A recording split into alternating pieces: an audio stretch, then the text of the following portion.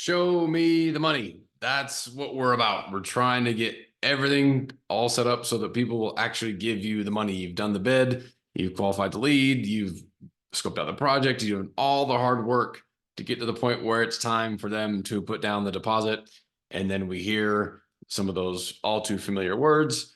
I just don't know if I have the budget. I don't know if I can afford it. I might have to wait until next year. All those other reasons why people don't decide to move forward, and they present it as though it's a budget or a cash issue. So welcome to part 5 of our Fast Cash Launchpad. We're going to walk through one of the things that most people just forget or just don't fully take advantage of to help you overcome that issue, and then what to do next once you've added this to your arsenal. So if you want to get, again, this is part 5. If you missed any of the previous weeks, then let me know, drop fast cash in the comment below, and I'll get you the full list of all 15 of the strategies that we use to help you generate cash without having to have an extra dime or marketing or advertising, or if you're just out of cash but need to get some growth, then we've got some tools to help you with that. So let's jump in and show you and talk about what to do when that pops up so you don't miss out on those sales.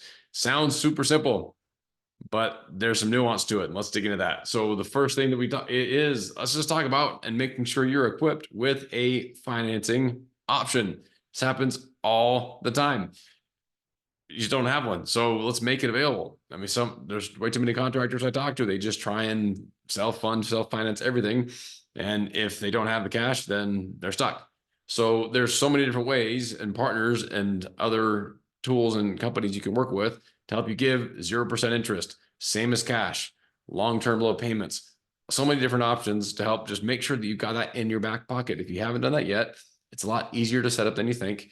And a couple of words of advice as you think about who you want to partner with, and based on the type of projects you're trying to finance, whether it's something that's in the, call it $5,000 to $10,000 range, or if you're trying to do a full remodel that needs to be in the 50 to 100,000 or more range, based on how much you're trying to invite people to finance, that's going to affect which partner makes the most sense.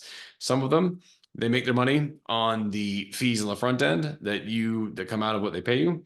Others, they make it on the financing side. So if it's something that is going to be more presenting interest options, then that's where they make their money. So just be familiar with which partner has which angle and use that as a way to guide which fit is going to make the most sense for what you want and what you're trying to accomplish. So just a couple of things, different things to look for as you're trying to select which partner to go with, but have one, okay? Have one, make it available, make it easy, something that's discoverable on your website, make it something that's attached to your invoices, have it something you can embed in your proposals. So there's just no extra work that has to be done when someone decides that, yeah, I just don't know if I have the cash to put everything up front right away.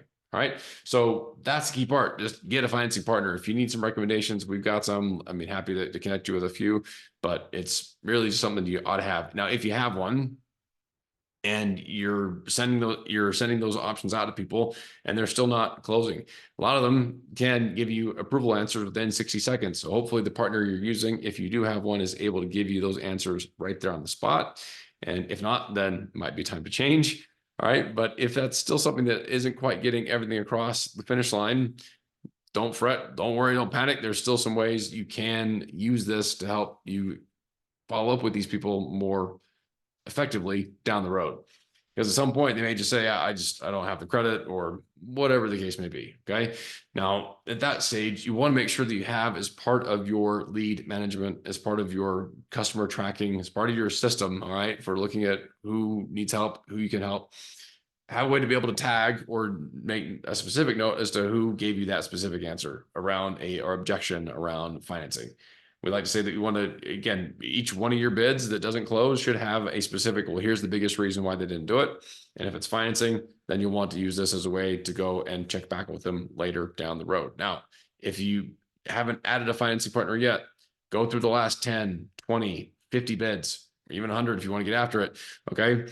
And just mark which ones, if you think back in those conversations, as you reflect back on your notes, how many of them used budget as the excuse or as the reason why they didn't move forward. Make sure you get each one of those and send them the note. Hey, we just added a new financing partner. I was thinking about your project, thought you might use some help. Okay. Just use this as a tool. Use this as a way to reignite the conversation, to open things back up when budget becomes a problem. Again, if you're not getting enough traction from the financing partner you have, then it might be time to take a look, and we can help you with some ideas on how to get that more dialed in. So that's all we've got for today. Again, if you want to jump in and get some help with either this or any of the other items on our Fast Cash Launchpad list, just drop Fast Cash in the comments below. We'll send you a list. Look at all the other things if you missed any of the preceding weeks, but we've got more coming up. We'll see you next week.